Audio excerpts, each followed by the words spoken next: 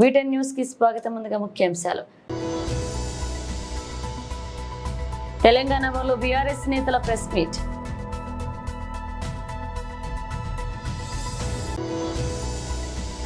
తెలంగాణ భవన్లో మూసీ బాధితులతో మాట్లాడుతున్న బీఆర్ఎస్ వర్కింగ్ ప్రెసిడెంట్ కేటీఆర్.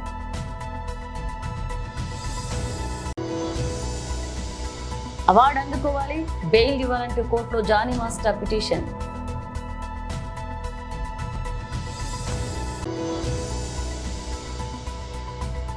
జాతిపిత మహాత్మా గాంధీ జయంతి సందర్భంగా నివాళులర్పిస్తున్న ముఖ్యమంత్రి రేవంత్ రెడ్డి. తెలంగాణలో బీఆర్ఎస్ నేతలు మీడియా సమావేశంలో మాట్లాడుతున్న లైవ్ చూద్దాం. వాళ్ళ భరోసా ఏంది? వాళ్ళ కోసం ఏం మాట్లాడుతున్నారు?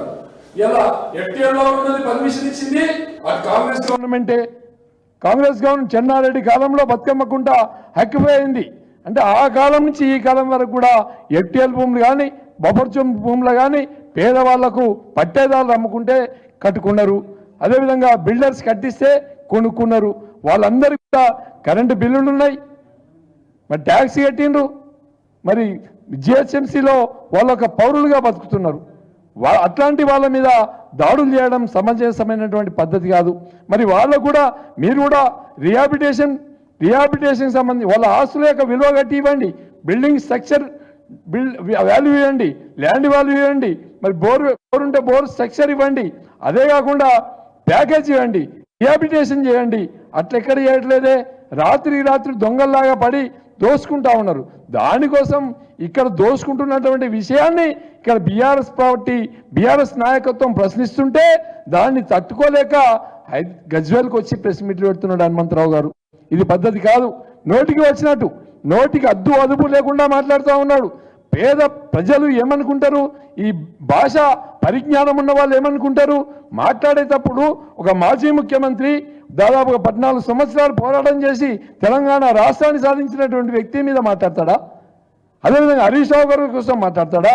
కేటీఆర్ గారి కోసం మాట్లాడతాడా? మాట్లాడే విధానం ఏంటది? మాట్లాడే పద్ధతి ఏంటి? దాని భాష మార్చుకోవాలి హనుమంతరావు గారు అని చెప్పి నేను స్టేజ్ ద్వారా మీ ద్వారా ఆయనకు విజ్ఞప్తి చేస్తా ఉన్నా. అదేవిధంగా ఇలా మల్లన్న సార్ అంటే మామూలు విషయం కాదు. దాదాపుగా అటు ఖమ్మం, వరంగల్, కరీంనగర్, మెదక్, హైదరాబాద్, ఆదిలాబాద్, నిజామాబాద్ ఇన్ని జిల్లాలకు కాళేశ్వరం నీళ్ళు ఇస్తున్నాం. మరి 1,50,000 కోట్లు పెట్టి మరి మూసీ నదిని ప్రక్షాళన చేస్తే ఎంతమందికి ఉపాధి లభిస్తుంది?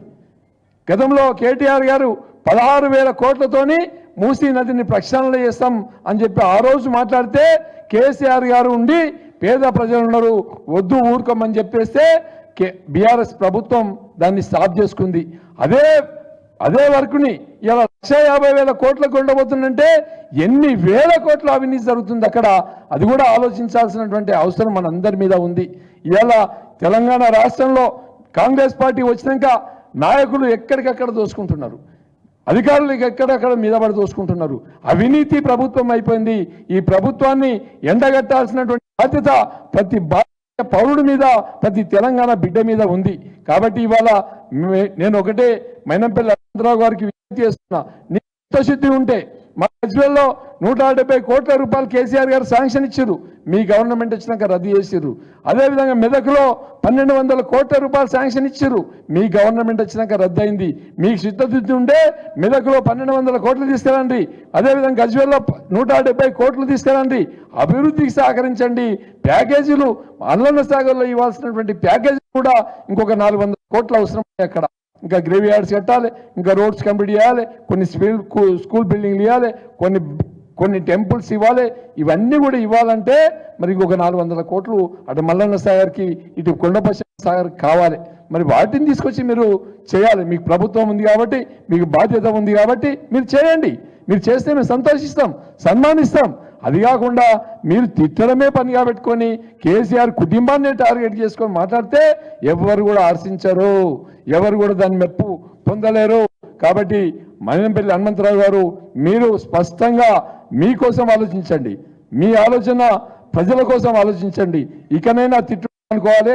అటు సిద్దిపేట గురించి ఇటు గజ్వేల్ వచ్చి ప్రెస్ మీట్లు పెట్టి వందల కాలు మాత్రాన పెద్ద లీడర్ కారు. మీ అల్లుడికి మీ కొడుక్కి మంత్రి పదవి కావాలనుకుంటుండేమో, ఆ మంత్రి పదవి కోసమే ఇక కేసీఆర్ కుటుంబాన్ని తిడితే మంత్రి పదవి రాదు. మంచి పనులు చేసుకోండి. మంత్రి పదవి కావాలన్నా, ఇంకా లేకపోతే ముఖ్యమంత్రి పదవి కావాలన్నా మీరు ప్రజలతో మన్నన పొంది చేసుకోవాలి తప్ప ఇవాళ కేసీఆర్ కుటుంబాన్ని తిడితే నీ కొడుకు మంత్రి పదవి రాదు, నీకు ఎమ్మెల్సీ కూడా రాదని చెప్పి సందర్భంగా హెచ్చరిస్తా ఉన్నా. జై తెలంగాణ.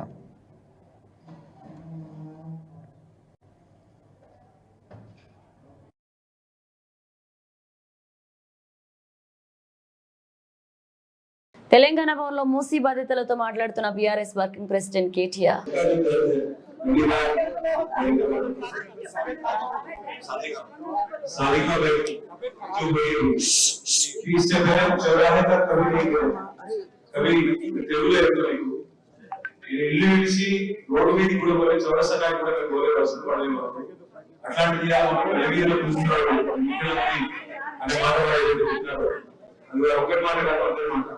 ఇంకొక చాలా ఇంపార్టెంట్ మాట చెప్తున్నారు.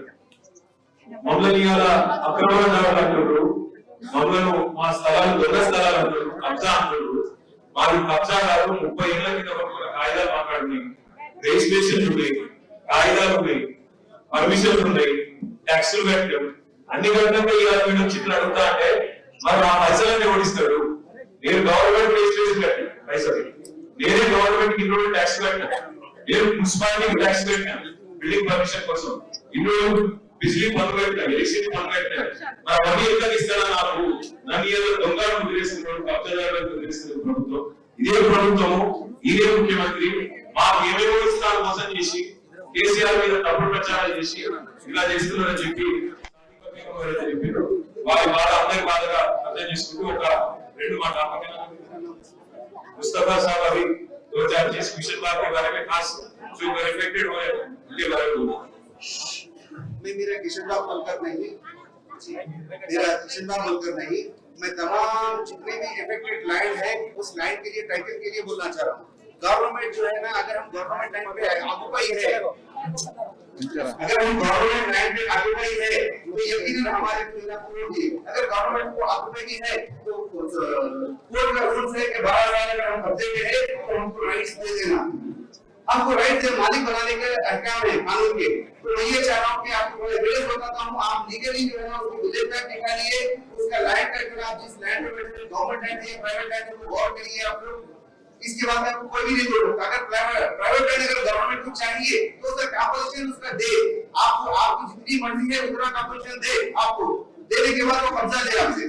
एक सेकंड मैं आपको विलेज लैंड बता रहा हूँ, मूसी रिवर का मेरे पास है, हर एक के जो है टीपन से मूसी रिवर के जो भी जा रहे हैं टीपन से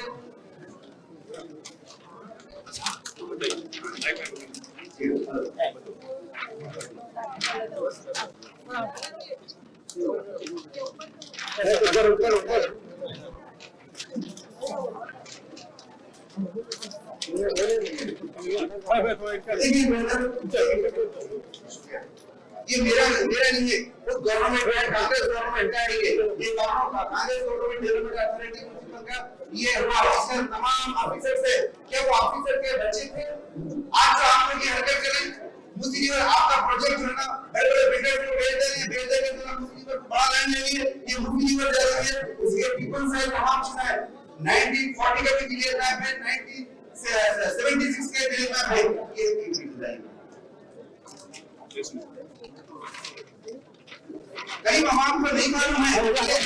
అసిస్టెంట్ కొరియోగ్రాఫర్స్ లైంగిక వేధింపుల నేపథ్యంలో ఫోక్సో కేసులో ప్రముఖ కొరియోగ్రాఫర్ జానీ మాస్టర్ అరెస్ట్ అయిన విషయం తెలిసింది. అయితే తాజాగా తాను అవార్డు అందుకోవాలని, తనకు 5 రోజుల పాటు మధ్యంతర బెయిల్ మంజూరు చేయాలంటూ కోర్టులో పిటిషన్ దాఖలు చేశారు. నార్సింగి పోలీసులకు ఇచ్చిన 4 రోజుల కస్టడీ ముగియడంతో జానీని మళ్లీ ఉప్పరపల్లె కోర్టులో ప్రవేశపెట్టారు. అలాగే అనంతరం అతడిని చెంచల్గూడ జైలుకు తరలించారు. నాకు ఇటీవలే ఉత్తమ నృత్య దర్శకుడిగా అవార్డు వచ్చింది, దానికోసం ఢిల్లీ వెళ్లి అవార్డు అందుకోవాల్సి ఉంది, అందుకు గాను 5 రోజుల మధ్యంతర బెయిల్ ఇవ్వండి అని జానీ కోర్టును కోరారు. కాగా ఈ పిటిషన్ పై నెల 7న విచారణ చేపడతామని రంగారెడ్డి ఫోక్సో కోర్టు పేర్కొంది. మరొక వైపు కొరియోగ్రాఫర్ బెయిల్ పిటిషన్ ను సీరియస్ గా తీసుకున్న పోలీసులు కౌంటర్ పిటిషన్ దాఖలు చేసినట్లుగా సమాచారం. నిందితుడిని బయటకు వదిలేదే లేదు, సాక్షులు ప్రభావితం చేసే అవకాశం ఉందంటూ అతడికి బెయిల్ మంజూరు చేయొద్దని తమ పిటిషన్ లో పేర్కొన్నట్లుగా తెలుస్తోంది. గౌరవనీయులు ముఖ్యమంత్రి రేవంత్ రెడ్డి బాపు ఘాట్లు లంగర్ హౌస్ల వద్ద మహాత్మా గాంధీ చిత్రపటానికి నివాళులర్పించారు.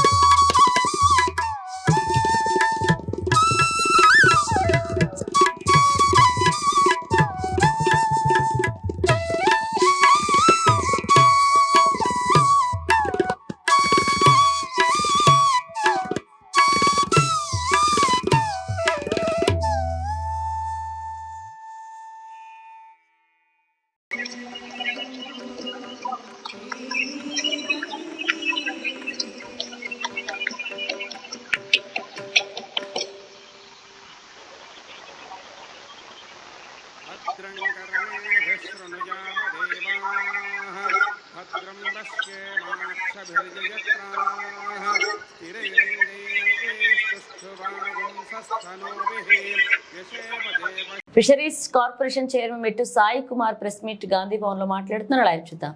విధంగా రేవంత్ రెడ్డి గారు ప్రత్యేకంగా మరి దీనిపైన ఉండడము, ముఖ్యమంత్రి గారి దగ్గరనే మత్స్యశాఖ ఉండడము మాకు అదృష్టంగా భావిస్తున్నాము.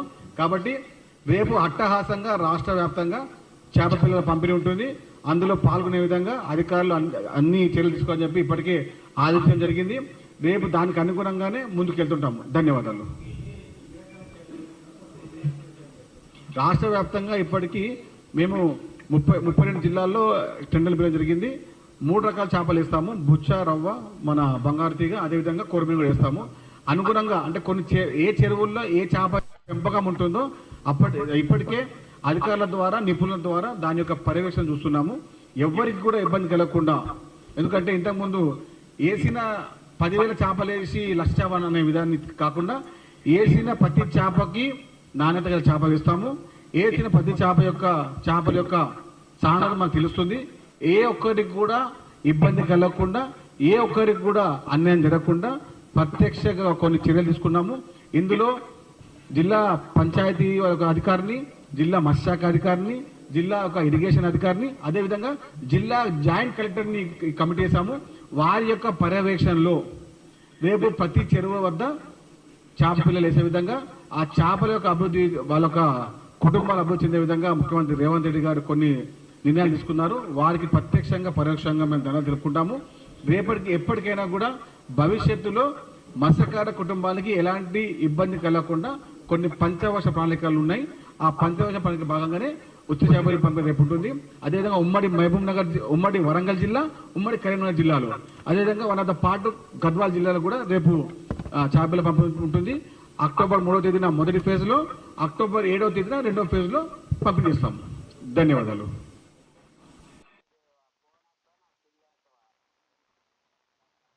స్వచ్ఛతా హీ సేవ 2024 కార్యక్రమాల్లో పాల్గొన్నారు ప్రధాని మంత్రి నరేంద్ర మోదీ.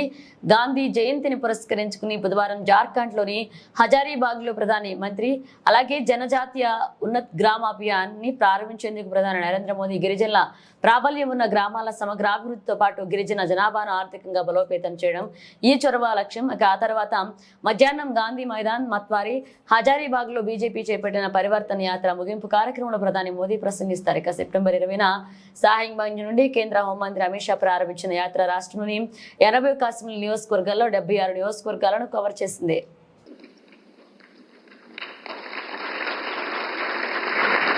जिस भारत का सपना गांधी जी और देश की महान विभूतियों ने देखा था, वो सपना हम सब मिलकर के पूरा करें।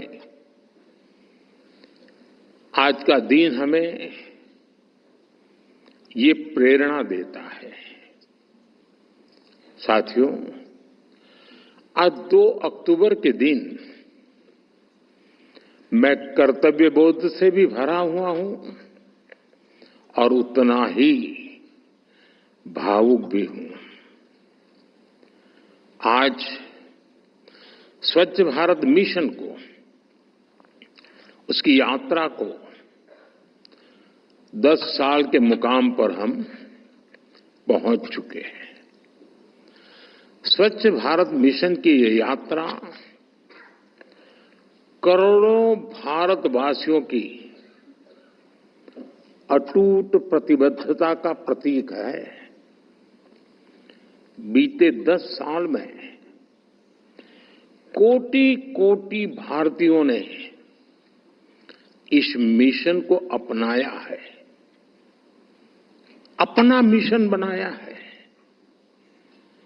इसे अपने जीवन का हिस्सा बनाया है। मेरे आज की 10 साल की इस यात्रा के पड़ाव पर मैं हर देशवासी, हमारे सफाई मित्र, हमारे धर्मगुरु, हमारे खिलाड़ी, हमारे सेलिब्रिटीज, एनजीओज, मीडिया के साथी, सभी की सराहना करता हूं, भूरी भूरी प्रशंसा करता हूं।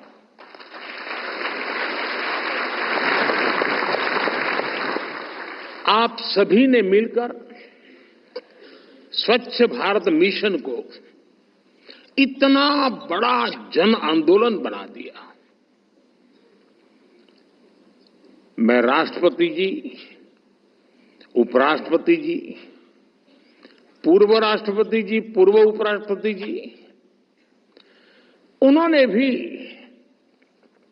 स्वच्छता की ही सेवा इस कार्यक्रम में श्रमदान किया, देश को बहुत बड़ी प्रेरणा दी। मैं आज राष्ट्रपति उपराष्ट्रपति महोदय का भी हृदय से अभिनंदन करता हूं, धन्यवाद करता हूं। आज देश भर में स्वच्छता से जुड़े कार्यक्रम हो रहे हैं। लोग अपने गांवों को, शहरों को, मोहल्लों को, चाल हो, फ्लैट्स हो, सोसाइटी हो, स्वयं बड़े आग्रह से साफ सफाई कर रहे हैं।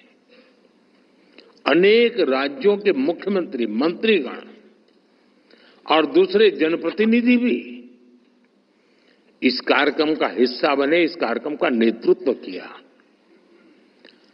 बीते पखवाड़े में, मैं इसी पखवाड़े की बात करता हूं, देश भर में करोड़ों लोगों ने स्वच्छता ही सेवा कार्यक्रमों में हिस्सा लिया है। मुझे जानकारी दी गई कि सेवा पखवाड़ा के 15 दिनों में देश भर में 27 लाख से ज्यादा कार्यक्रम हुए। जिनमें 28 करोड़ से ज्यादा लोगों ने हिस्सा लिया। निरंतर प्रयास करके ही हम బీజేఎల్పీ నాయకుడు Shri Alleti Maheshwar Reddy press meet BJP Telangana భవన్లో మాట్లాడుతున్న చూద్దాం. నిన్న మొన్న 24 గంటల పాటు జరిగినటువంటి రైతు హామీల సాధన దీక్షకు వేలాదిగా తరలి వచ్చినటువంటి రైతన్నలకు, అదే మాదిరిగా 2 రోజుల ఈ దీక్ష కార్యక్రమానికి వచ్చినటువంటి గౌరవ పార్లమెంట్ సభ్యులు, గౌరవ శాసనసభ్యులు, పార్టీ వివిధ పదాధికారులు,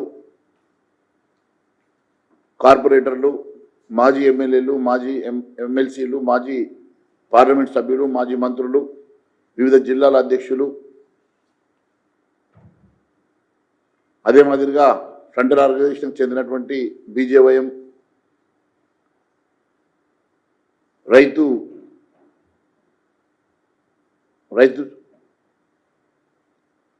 సెల్ అధ్యక్షులు, వారి కార్యవర్గం, మహిళా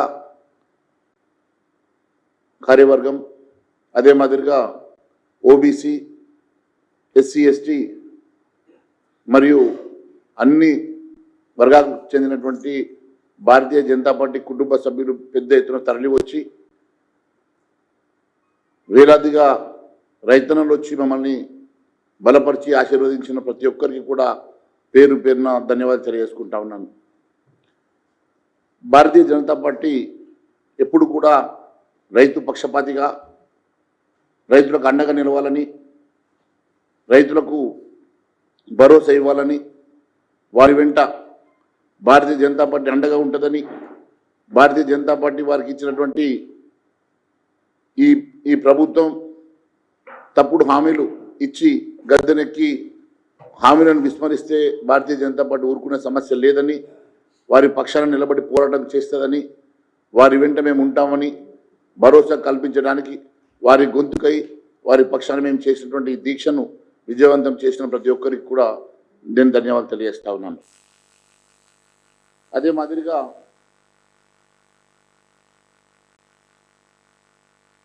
గత ఎన్నికల్లో ఎన్నో హామీలు ఇచ్చినటువంటి కాంగ్రెస్ పార్టీ ఏ ఒక్క హామీ నెరవేర్చకుండా అన్ని హామీలను గాలికి వదిలేసి ఈ రాష్ట్రంలో అరాచకమైనటువంటి ప్రభుత్వాన్ని నడిపిస్తున్నటువంటి కాంగ్రెస్ పార్టీ ఈ రాష్ట్రంలో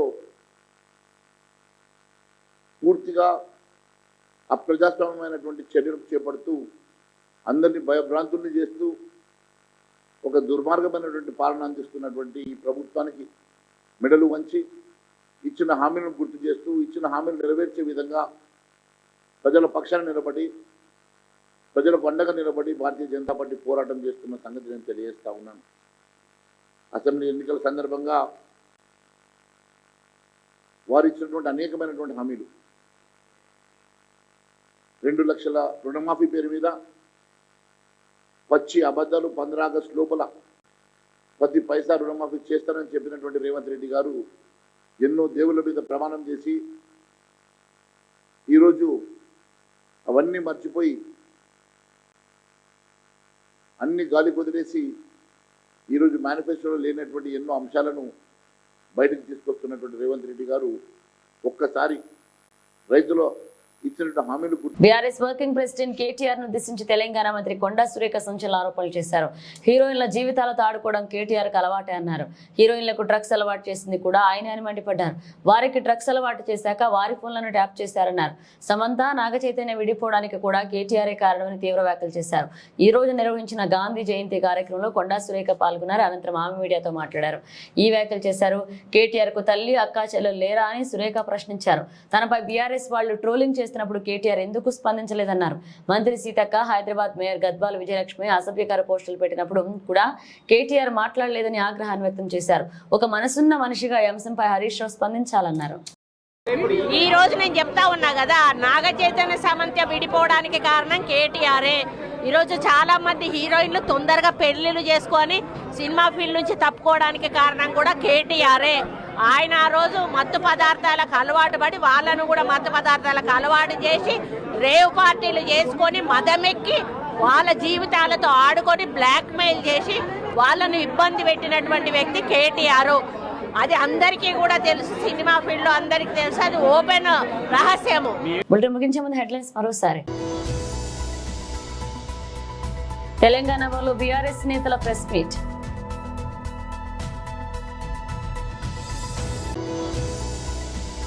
తెలంగాణ భవన్లో మూసీ బాధితులతో మాట్లాడుతున్న బీఆర్ఎస్ వర్కింగ్ ప్రెసిడెంట్ కేటీఆర్.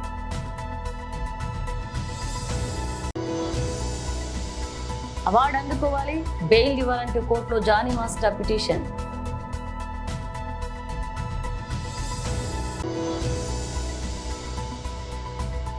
జాతిపిత మహాత్మా గాంధీ జయంతి సందర్భంగా నివాళులర్పిస్తున్న ముఖ్యమంత్రి రేవంత్ రెడ్డి. ఇవి బులెటిన్ అప్డేట్స్. మళ్ళీ కలుద్దాం.